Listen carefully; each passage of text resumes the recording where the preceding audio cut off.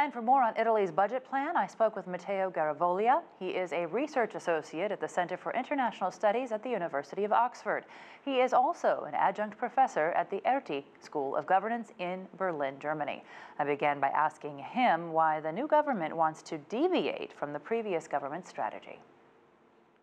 What happens is that the previous administration was forecasting to have a GDP deficit ratio for 2019 of 0.8%. The new government wants to have a GDP deficit ratio of 2.4%. That is a big difference. Why? Fundamentally because they have to try to fulfill their electoral election pledges.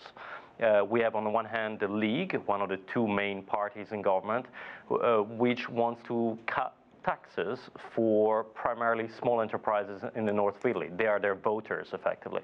And on the other hand, we have the Five-Star Movement, which did extremely well at the elections in southern Italy, that wants to increase spending to provide a guaranteed basic income for people. And again, unemployed people are primarily in southern Italy, and they're the ones that voted for the Five-Star Movement. So at this point, they obviously have to borrow to get the kind of capital that they need to do those projects. What are their options to do so? There are not many, actually. What we have is they're trying to get more leeway when it comes to expenditure. So what we have is a situation where they, both the leaders of the League, Mr. Salvini, and the leader of the Five-Star Movement, Di Maio, have been extremely vocal against the European institutions and the European Commission, saying that they had to have more leeway when it came to expenditure and increasing the public deficit. Now, that is to be expected in many respects. What is interesting somehow is how far the current finance minister, Mr. Tria, will manage, on the one hand, to manage the relationship with your institutions in Brussels, and on the other hand, to what extent he'll manage to defend his own position within the Italian government, because Mr. Tria is not an advocate for greater expenditure, and so he is himself under fire within his own government. If the last few weeks are anything to go by, I think we'll see the Italian government backing down to a certain extent. For instance, the Italian government was thinking of having a GDP deficit ratio of 2.4% for the next 3 years.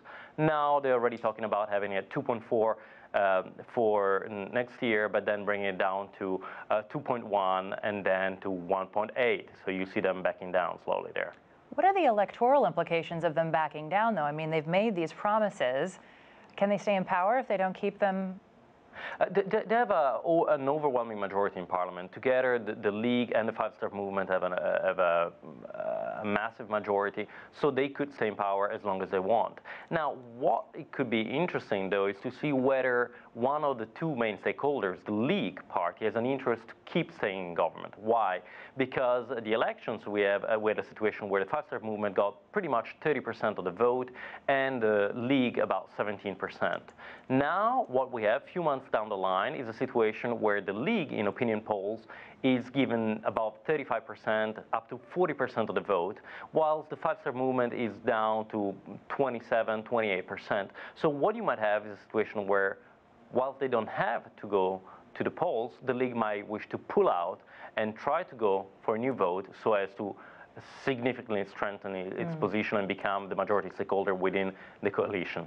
So those are the Italian politics of this situation, but what about the EU reaction to the plan that's been put on the table, even though it's been informal, and the implications for the EU's credibility? I think that here it's not so much an issue in terms of EU's credibility. It's really a matter of Italian credibility. If we look at what's happening on the markets, we already see that happening. What we have is a situation where, for instance, the spread between 10 years Italian bonds and their counterparts, the German bonds, is at 300 points. That is a lot. That's more than double what we had just a year ago, to give you a sense of it. But what we have at the same time is a spread of about 200 points between 10 years Italian treasury bonds and Spanish treasury bonds. So what these tell us is that the markets are not concerned about Southern Europe, Latin countries, the Mediterraneans spending money and being unreliable when it comes to the budget. This seems to be a situation where the markets and European Commissions are concerned and worried about Italy specifically, not about other countries that traditionally in the past were seen as somehow less trustworthy. So what are the next steps at this point?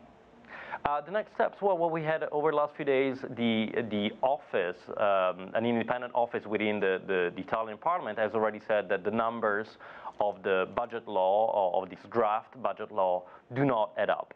Right. So what we have now is a situation where Tria, the Italian Prime Minister, is scrambling to upgrade its own economic and financial forecasts to redraft to a certain extent or update the draft budget law for the next couple of months. And on Monday, the Italian government has to send this revised forecast and budget law effectively to Brussels. Then it will take a few days for Brussels to give its feedback. I don't expect Brussels to be particularly happy with what they'll see, and I would expect Brussels to push back even more compared to what they've done already over the last few days.